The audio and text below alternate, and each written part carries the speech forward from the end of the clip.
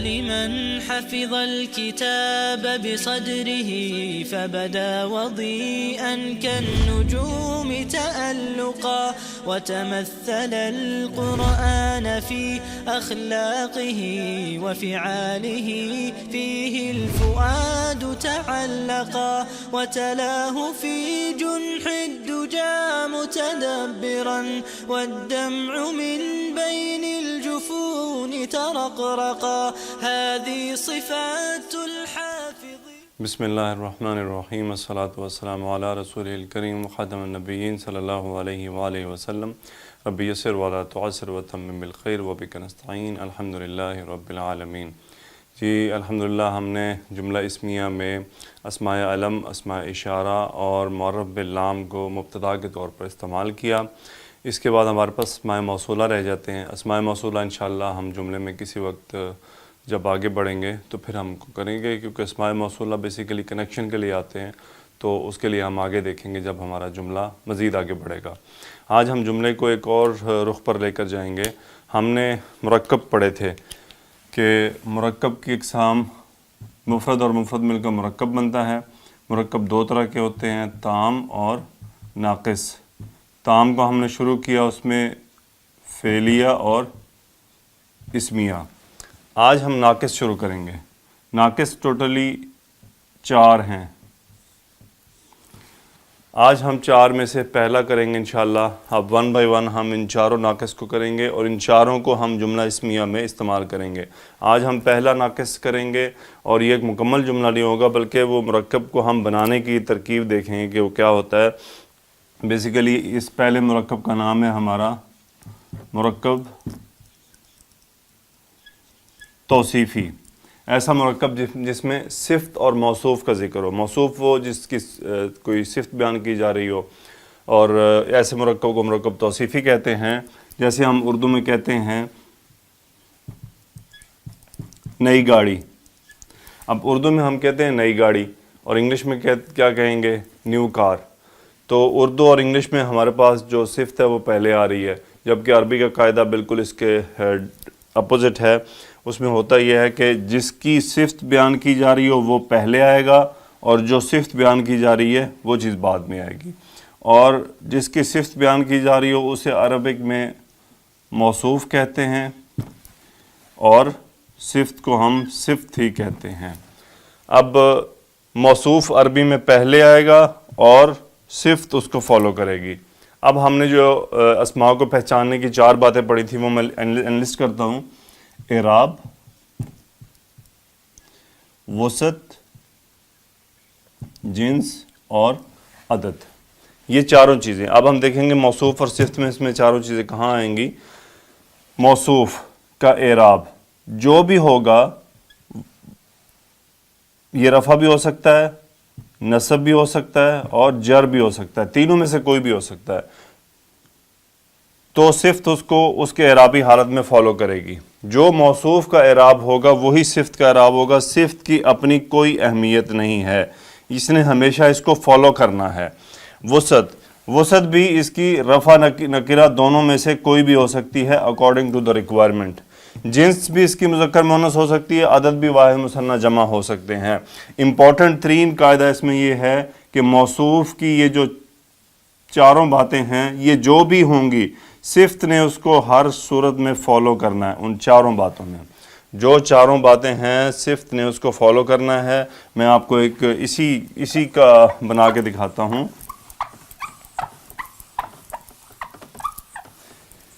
اب گاڑی کی عربی ہمارے پاس سیارتن اور نئی ہے. نئے کی عربی بیسیکلی ہوتی ہے جمیلن، جدیدن.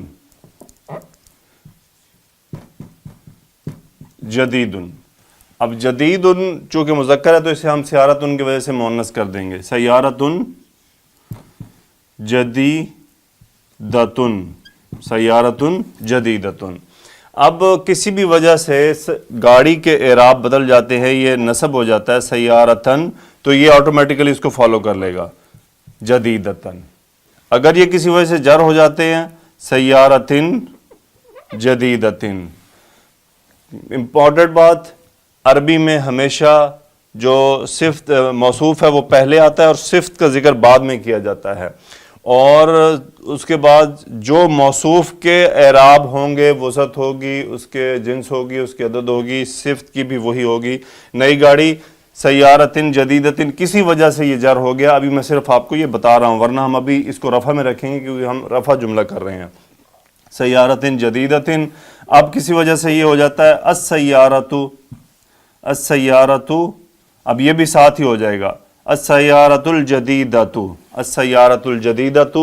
اب میں آپ کو قرآن پاک سے اگزامپل دوں، آپ کو سورہ فاتحہ میں ملتا ہے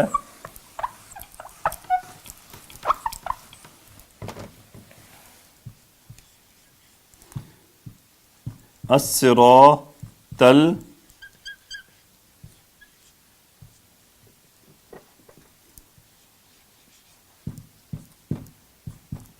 الصراط المستقیمہ، وہاں پہ ہے صراط المستقیمہ، یہ آپ کا موصوف تھا اور یہ صفت تھی، اس صفت نے اس کو فالو کر لیا، اعراب کے طور پہ بھی، ال کو بھی فالو کیا، سیدھا راستہ۔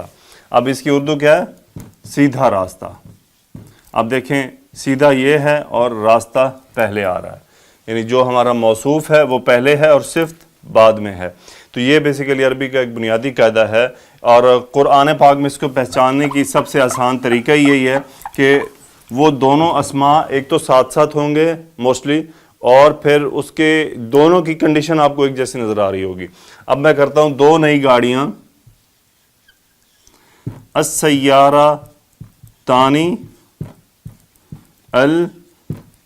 الجدیدتانی، السیارتان الجدیدتانی۔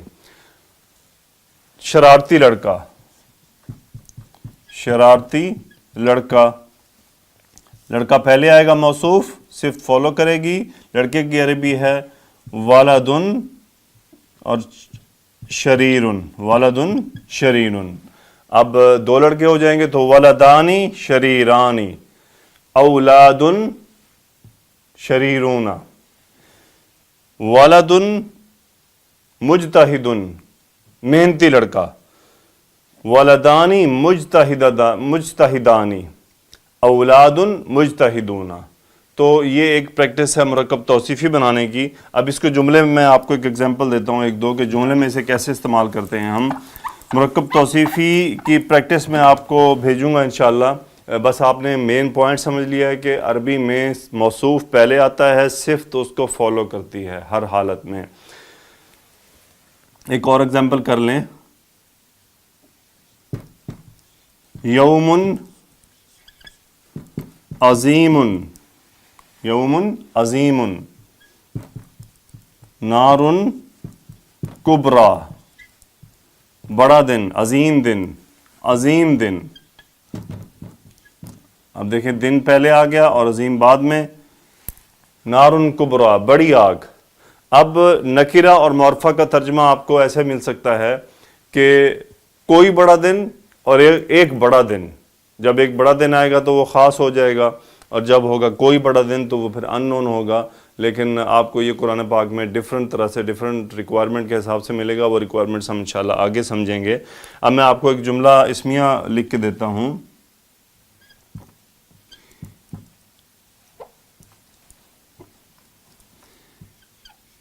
یہ نئی گاڑی ہے، یہ نئی گاڑی ہے، یہ محنتی لڑکا ہے،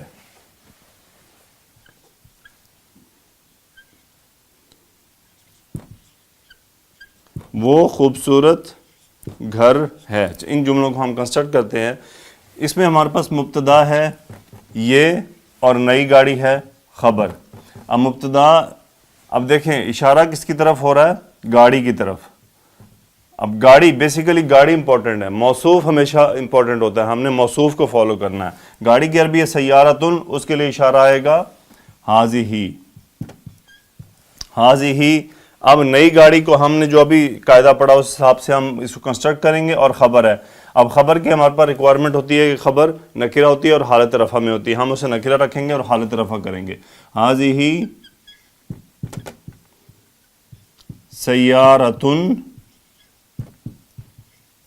جدیدتن، ہاذہ سیارتن جدیدتن، یہ آپ کا مبتدا اور یہ خبر نکرہ دیکھ لیں، یہ بھی نکرہ ہے کیونکہ یہ دونوں خبر کی پوزیشن پر آ رہے ہیں اور یہ پورا مرکب ہے، یہ پورا مرکب توصیفی آپ کا اس وقت خبر کے طور پہ آ رہا ہے اور اشارہ آپ کا ایک ہی ہے، مبتدا آپ کا ایک ہی ہے۔ یہ ایک طرح سے یہ چھوٹی سی پریکٹس ہے، کوشش کریں اسے پک کر لیں انشاءاللہ۔ باقی ہم جو واٹس ایپ گروپ پہ ہم اس کی پریکٹس ہے وہ کریں گے، اس پہ مزید یہ چیز کلیئر ہو جائے گی۔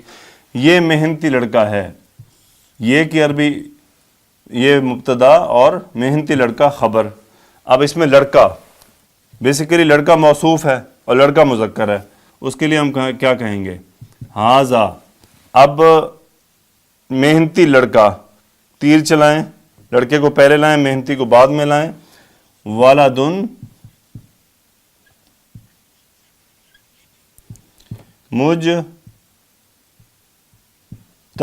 ولدن مجتہدن، ہاذا ولدن مجتہدن، یہ محنتی لڑکا ہے۔ وہ خوبصورت گھر ہے، اب وہ دور کا اشارہ ہے اور گھر ہمارے پاس یہاں پہ مذکر ہے بیتن، اور وہ کے لیے ہمارے پاس اشارہ ہے ذالکا، ذالکا۔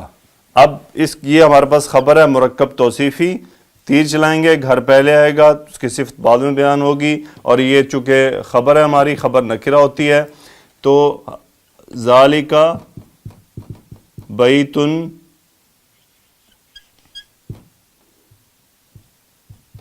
جمیل، ذالکا بیتن جمیل۔ یہ ایک چھوٹی سی پریکٹس ہے اس طرح سے، انشاءاللہ اس کی آپ جب پریکٹس کریں گے میں آپ کو اس کے نوٹس بھی بھیجوں گا، مزید واضح ہو جائے گا۔ اگر آپ کو اس میں کوئی مشکل آئے، کوئی مشکل فیل ہو رہی ہو اس کو سمجھنے میں، تو آپ مجھ سے رابطہ کر سکتے ہیں میرے واٹس ایپ نمبر پر، انشاءاللہ میں آپ کو مزید واضح کر دوں گا۔ اور پہچاننے کا طریقہ آپ نے دیکھ لیا اس میں کہ آپ کو موصوف جس حالت میں ملتا ہے صفت اس کے ساتھ اسی کنڈیشن میں ہوتی ہے، چاروں اعتبار سے وہ اپنے موصوف کو فالو کرتی ہے۔